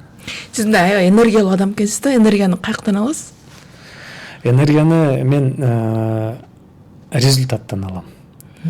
Результатты көрбөй туруп, мен предварительно ар дайым мен анализ көп жасайм да, анализ. Ошого азыр мындай кылсам мындай болот. Значит, анан бул жакшы болот, мен жакшы болом деп. Ошо энергия мененки кылынган иштин жыйынтыгынан келет. Үй бүлөңүздө сиз 5 балалуу экенсиз, 5 балалуу? Ооба. Үй бүлөңүз тууралуу билсек болобу? Үй бүлөдө кандай эрежелери бар? 5 баланы тарбиялоодо кандай ыкмаларды колдоносуз? Үй бүлөдө эң негизги ыкма бул балдарды ар жагынан кыспоо. Аларды эң эркин таштоо, сүйлөп атканда алардын оюн угуу. Эмнеден 5 бала ар түрдүү, бирөө бир нерсени жакшы көрөт, бирөө башка нерсени жакшы, бирөө көп сүйлөйт, бирөө азыраак сүйлөйт, азыраак сүйлөгөн башка нерсени талап кылат. Ар бирине мындай жеке мамиле кылабыз. Бир талапты бардыгына коюп койбойбуз да, эмнеден.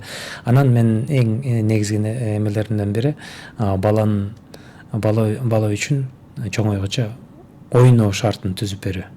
Балам негден ойноп атканда буюм менен сүйлөшөт. Ал буюмду бул жакка коет. Кээ бирлери конструкцияны жакшы көрөт, кээ бирлери жөн эле сүйлөшөт, кээ бирлери кукланы жакшы көрсө, кээ бирлери машинаны жакшы көрөт.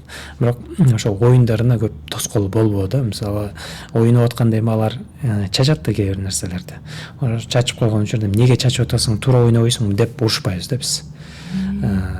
албетте анан оюн бүткөндөн кийин жыйнаштырышын мындай тактыктын дагы анан тыкандыктын дагы маанилүүлүгүн түшүндүрөбүз, бирок ойноп аткан учурда эгер анын ден соолугуна кооптуу эмес болсо тийишпейбиз, тескерисинче кошулуп кетебиз. Эми Кудай сактасын, оорубайлы бирок эми сыркоолоп калсаңыздар, силер мамлекеттик ооруканага кайрыласыздарбы, каяка кайрыласыздар? Чынын айтсам, мен мамлекеттик ооруканага мен өзүм көп деле сыркоолобойм, Кудайга шүгүр. Мен ооруп аткан убакта деле иштей берем. Мен больничный алып чыккан убагым көп деле билбейм. Бир гана ковидте ооруп калганым үчүн, жуктурбаш үчүн ошо үйүмдө жалгыз өзүм дарыланып кайрадан келгем. Анда да больницага жаткан эмесмин. Өзүмдү өзүм дарылап эле. Балдар ооруганда оорунун түрүнө карайбыз. Температуритетип, ичи өтүп, жөтөлүп, анан сөзсүз түрдө больницага алып барышыбыз керек болгон учурда көбүнчө жеке клиникага алып барам. 5 баланын бардыгы эле колполдон кесип сындырышты окшойт. Ал үчүн мен 3-чү детский больницага алып барам. Төрөлгөн бул жактан төрөлүштүбү балдарыңыз? Жок, 5 балам 4 мамлекетте төрөлгөн.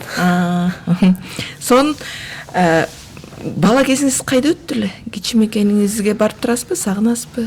Мен Ташкөмүрдө төрөлгөм. Ал жакта 10 жашыма чейин ошол жерде чоңойдум. Мен балалык кезим 4-чү классты бүткөнгө чейин Ташкөмүрдө өттү. Нарын суусун аябай жакшы билем. Ташкөмүрдү аябай жакшы көрөм.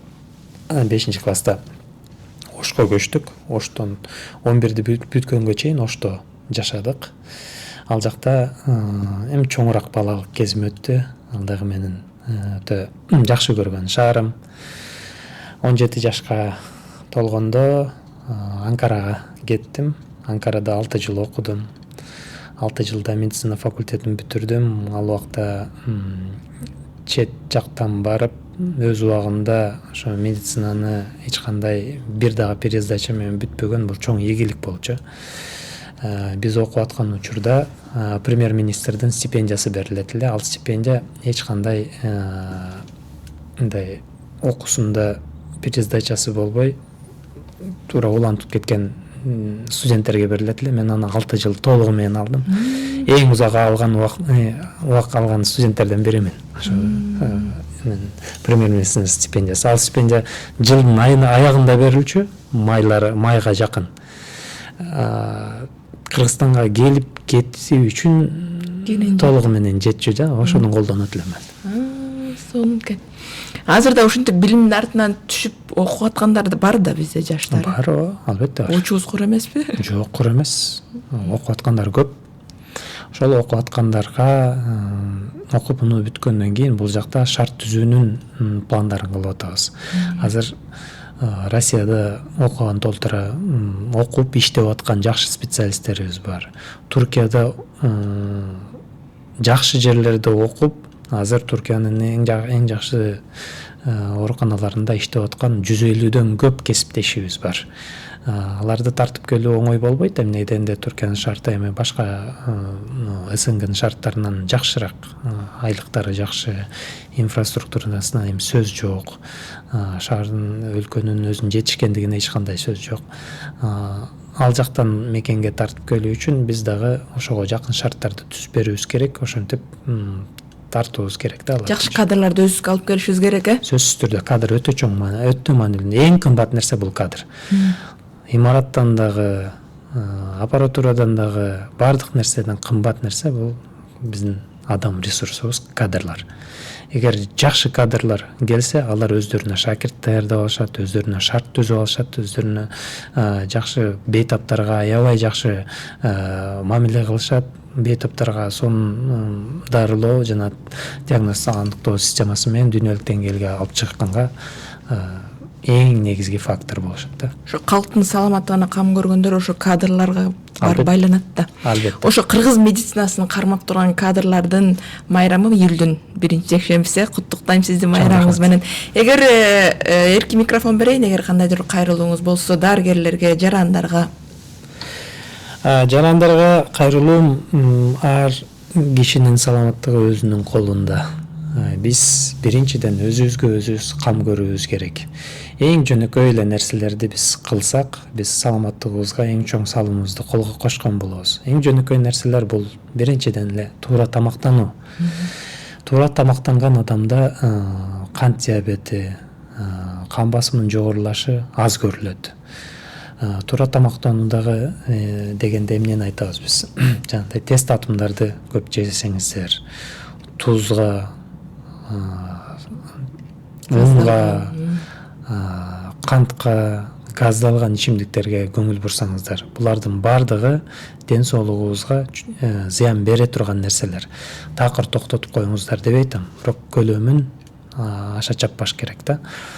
Салмакка өтө көңүл бурушубуз керек. Салмактын чоңдугу азыр эң чоң эпидемиялардан бири. Эмне дегенде чоң салмак биринчи эле жөн эле механически ойлоп көргөндө тизеге, бутка оорчулук келтирет дагы, биздин муундарыбызды оорутат, артрит, артроздор болот. Ошол эле ашча салмак кант диабетине эң чоң шарт түзүп берет. Ошол эле ашча салмак кан басымды көтөрөт. Ашча салмак кыймыл аракетти азайтат. Азайган кыймыл аракет менен биздин ичегилерибиздин кыймыл аракети азаят. Демек, сиңдирүү системабыз да начарлайт. Начарлаган сиңдирүү системабызга байланыштуу дагы толо баштайбыз. Ушулардын баардыгы инсульт, инфарктка алып келе турган жагдайлар. Демек, салмагыбызды карай алсак, биз инсульт, инфаркттардын алдын алганга жакшы шарт түзөбүз.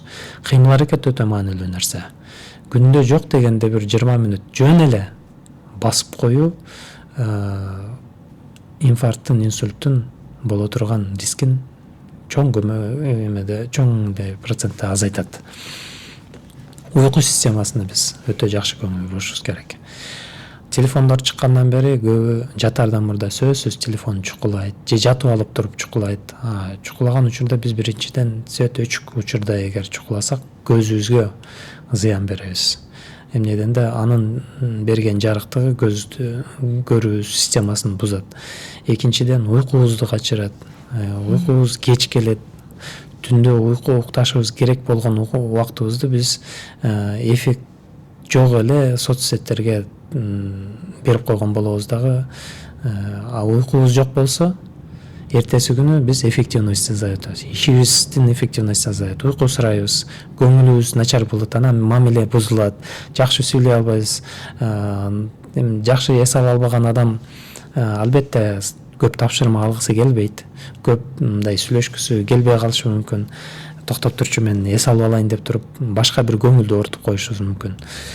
Түнкү уйку 6-8 саат уйку ден соолук үчүн өтө маанилүү. Анан стресс системасы. Стрессти дагы жөө билүүбүз керек. Стресс ар бир кишиде болот, ар бир тармакта болот, ар бир иште болот. Кээ бирлер айтат, биздин ишибиз аябай стresстүү деп.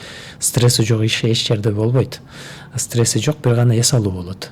Ошого эс алууну дагы убагында кыла алышыбыз керек. Стрессти жок кылуунун оңой эле жолдору жок дегенде паркка чыгып бир бассак, өзүбүз эле басып аткан учурда биз ойлонобуз, бак-дарактарды көрөбүз, таза аба алабыз, жана кыжырланып аткан нерсебиз ошол убакта ойлоп көрсөк, балким эч маанисиз бир нерсе болуп калышы мүмкүн.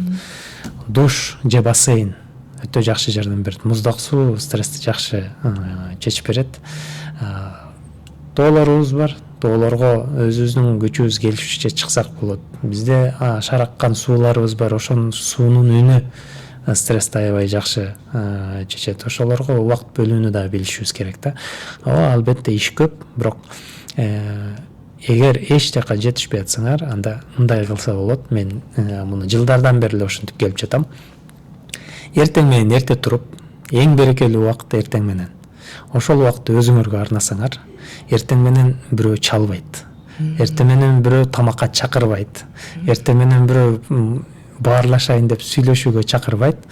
Эртең менен жарым саат же 1 саат эртерээк туруп, кааласаңар басып келсеңер болот, кааласаңар чуркасаңар болот, кааласаңар велосипед тепсеңер болот, кааласаңар стационар велосипед алсаңар, ошолорду теп, анан кийин бир аз кызыгандан кийин бир көнүгүүлөрдү жасап, анан кийин күнүңөрдү баштасаңар, күнүңөр аябай продуктивный болот да. Дарыгерлерге айта турган нерсем, биздин дарыгерлер чындап көпчүлүгү чын дили менен, чын ниети менен бир гана ойлогон нерселери ошо оорулуу адамга жардам берүү жана оорулуу адамды жакшы кылуу. Ошол ниетиңерден жазбагыла, ошол ниетиңер менен силер чынында Саламаттык сактоо системасынын оор абалда болсо дагы ошо адамдык ресурстарды жакшы колдонуп, өзүңөрдүн тажрыйбаңарды колдонуп, жабдыктар жетишсиз болсо да диагнозго өзүңөрдүн интуицияңарды, тажрыйбаңарды колдонуп келатасыңар. Бул өтө маанилүү нерсе. Албетте бейтаптар менен сүйлөшкөндө өтө мындай сылык болсоңор, эмне дегенде силердин 5 мүнөт 10 мүнөттүк болгон айрган бөлгөн сылыктыгыңар өзүңөргө эле кайтып келет. Эмне дегенде бейтап биринчиден өзүн комфортно сезет дагы оорусун толугу менен айтып бере алат. Эгер бейтапка биз биринчи келген учурда эле жакшы мамиле кылбасак, ал кээде унутуп калат же атайын айтпай коет. Бейтаптын айтып берүүсү диагноздун эң негизи турат да. Любой лабораториялык изилдөөгө караганда бейтаптын өзүнүн жалобун туура угуп билүү бул диагноздун эң башкысы. Ошон үчүн мен эң көп бөлгөн убактым бейтапты сүйлөтүү. Ал келгенде маселеңиз эмне? Ууруп, өзү каккылабай, биринчи ага комфортный бир условия кылып, кантип сиз азыр мени маекке тартыш үчүн биринчи шарт түзгөн аракет кылдыңыз, мени сүйлөтүш үчүн. Бейтап үчүн да мен ошондой мамиле кылам да. Бейтапты биринчи ыңгайлуу жерге отургузам. Эгер тердеп атса, үстүн чечтирем, жөтөлүп атса, суусун ичирем. Андан кийин бейтапты угам дагы, аны сүйлөп аткан жеринен ортосунан кесе чаппайм да. Толугу менен сүйлөгөнүнө мүмкүнчүлүк берип, ошо сүйлөгөндөн анан диагнозго оңой кетебиз дагы. Аны угуп билгенде гана бейтап дагы өзүн толугу менен комфортно сезет. Эмне дегенде мен өзүмдүн дартымды толук айта алдым деп туруп, ал чоң бул жердеги көйгөйүн таштап койгон болот. Ошого көңүл бурсаңыздар, урматтуу дарыгерлер, кесиптештер, баарыңыздарга ийгилик каалайм. Кесиптик чоң жетишкендиктер каалайм, үйүңүздөрдө бакубат жашоо жана бакыт тилек каалайм. Чын ден соолукта болгула. Чоң рахмат сизди да майраңыз менен. Бүгүн биздин кабар подкастта Саламаттык сактоо министри Дамирбек Осмонов болду. Маекти мен Элизат Эркинтур алып бардым. Саламатта туруңуздар.